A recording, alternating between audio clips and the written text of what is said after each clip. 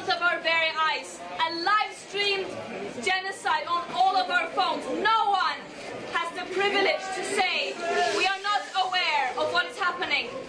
No one in the future will be able to say we did not know.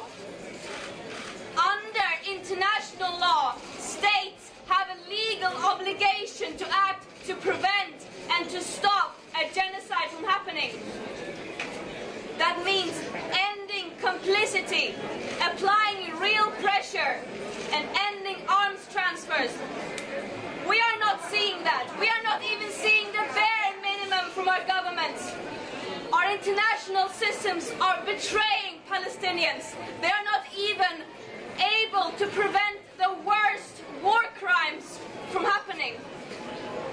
And I will never, ever comprehend how humans can be so evil that you would deliberately starve millions of people living trapped under an illegal siege as a continuation of decades and decades of suffocating oppression, apartheid, and occupation.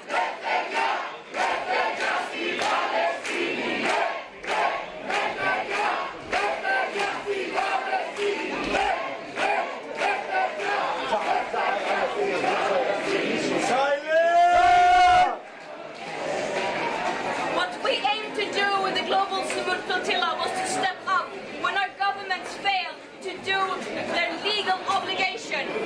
Our governments are talking about ensuring human rights and the importance of getting humanitarian aid into Gaza while failing to do their part and while failing to even the bare minimum ensuring safety for this mission. This mission should not have to exist. And it is a shame that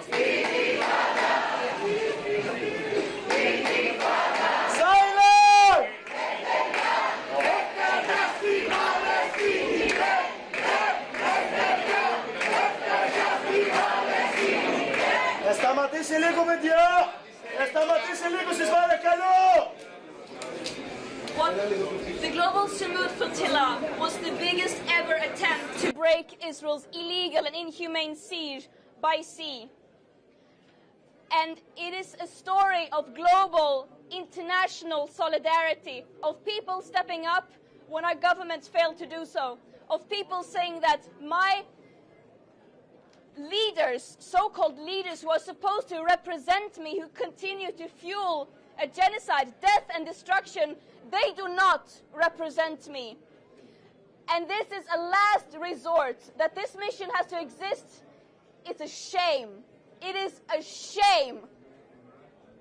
And I could talk for a very, very long time about our mistreatment and abuses in our imprisonment, trust me, but that is not the story. What happened here was that Israel, while continuing to worsen and escalate their genocide and mass destruction with genocidal intent, attempting to erase an entire population, an entire nation in front of our very eyes, they once again violated international law by preventing humanitarian aid from getting into Gaza while people are being starved.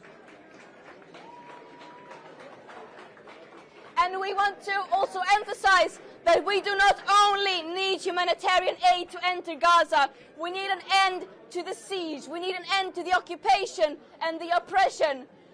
This action was challenging our extremely violent business as usual that is preventing these war crimes from happening.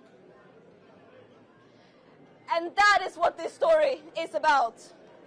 We cannot take our eyes away from Gaza, from all the places of the world that are suffering, living on the forefronts of this business as usual systems. Congo, Sudan, Afghanistan, Gaza, and many, many more.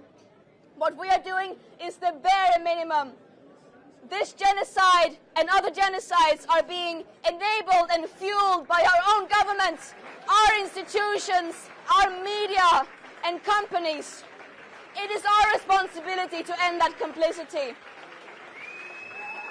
And I also... No!